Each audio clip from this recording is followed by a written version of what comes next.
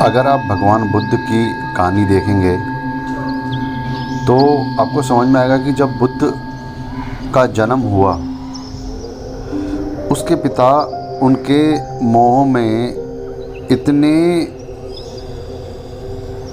फंस गए थे कि उन्होंने ये डिसाइड करा कि वो अपने पुत्र को राजा तो बनाना चाहते हैं और सबसे ताकतवर राजा बनाना चाहते हैं, पर वो उसे कोई भी दुख देना, उससे दुख से दूर रखना चाहते थे। तो उन्होंने उसको दुख से दूर रखने के लिए उन्होंने पूरा उनके सामने माहौल ऐसा बना रखा था कि 3 अलग अलग महल बनवाए जहाँ पर सिर्फ हंसते खेलते युवा लोग ही दिखते थे। तो ऐसे भगवान बुद्ध की परवरिश हुई और उन्हें लगा कि यार ऐसे ही लोग होते होंगे, कोई बूढ़ा नहीं होता, कभी कोई मरता नहीं है, सारे लोग जो होते हैं कोई बीमार नहीं होता। उन्होंने कभी बीमारी, बुढ़ापा और किसी की डेथ देखी ही नहीं थी अपने निर्माण से पहले 18-19 साल तक, जब तक वो गए नहीं। उनके पिता ने ऐसा माहौल बना के रखा था, कभी उन्होंने देखा ही नहीं और वो बढ़ते रहे, वो उसी माहौल में पले बढ़े।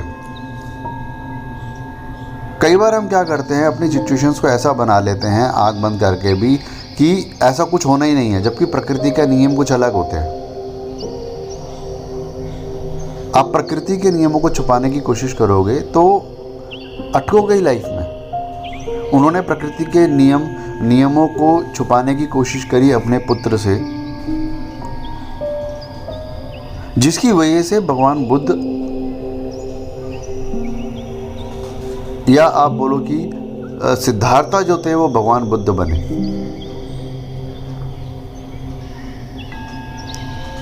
क्योंकि एक दिन ऐसा आता है जब उनके अंदर जिज्ञासा जागती है, वो एक तरह का म्यूज़िक सुनते हैं, जिज्ञासा आती है, बड़े हो जाता है तो आदमी की अपनी सोच बढ़ती है। उन्होंने कहा मैं भी बाहर जाके देखता हूँ क्या है। बाहर निकलते हैं, बाहर निकलते हुए भी राजा ने कुछ ऐसा इंतजाम कर दिया था कि उन्हें सब कुछ अच्छा दिखे, सब कुछ खुशहाली दिखे, सब दिखे कि सब अच्छे लोग हैं। और वो रथ में चल रहे हैं और रथ में बैठे हैं, उनका रथ चल रहा है, वो एंजॉय कर रहे हैं और सामने दूर कहीं वो देखते हैं एक बूढ़ा आदमी, और वो अपने रथ में बैठे हुए अपने सिपाही से पूछते हैं कि वो कौन है। ऐसे तो लोग मैंने कभी देखे नहीं, जिनके दांत नहीं हैं, जिनकी एक आँख खराब है, उन्होंने कभी ऐसा कुछ देखा ही नहीं था। और उनको देख के वो देखते रहते और इतनी देर में वो सिपाही से पूछते, सिपाही उनको कोशिश करता है टालने की, पर वो उतरते हैं और फटाफट से भाग के उसके पास पहुंचते हैं।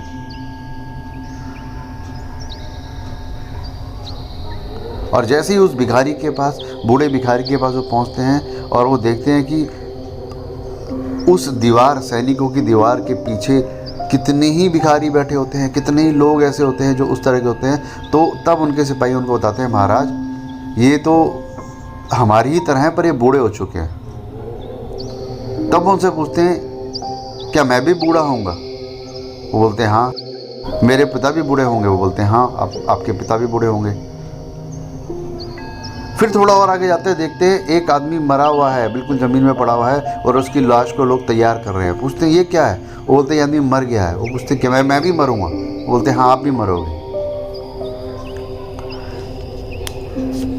ऐसे शॉक्स ऑफ लाइफ लगने से पहले अगर आपने अपने आप को तैयार कर लिया तो शायद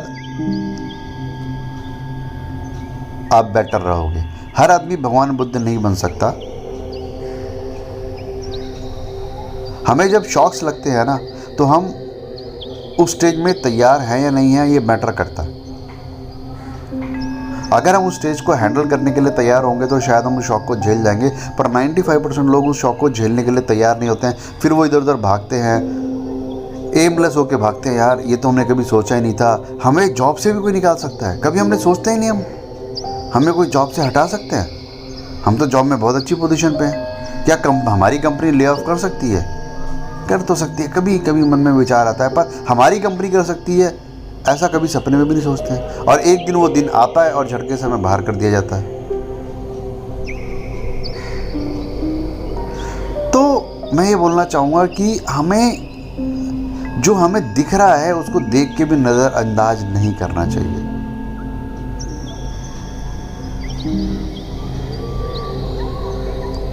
चीज़ों को अगर आप नज़रअंदाज करोगे, चीज़ों को आप उस समय नहीं करोगे जब करना है, जब समझना है, उस समय आप नहीं करोगे, नहीं समझोगे, तो चीज़ें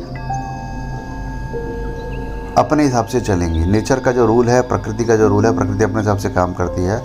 हम प्रकृति से जब बॉस बनने की कोशिश करते हैं कि यार हम तो कंपनी में भी बॉस हैं 1000 लोगों के, हम तो नेचर के भी बॉस हो गए, ऐसा कभी होता नहीं है। नेचर उठा के पटक के फेंक देता है, पता भी नहीं चलता, और फिर आदमी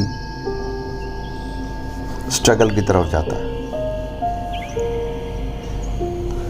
hope you got an idea कि हमें करियर को किस तरीके से हैंडल करना चाहिए। Thank you so much.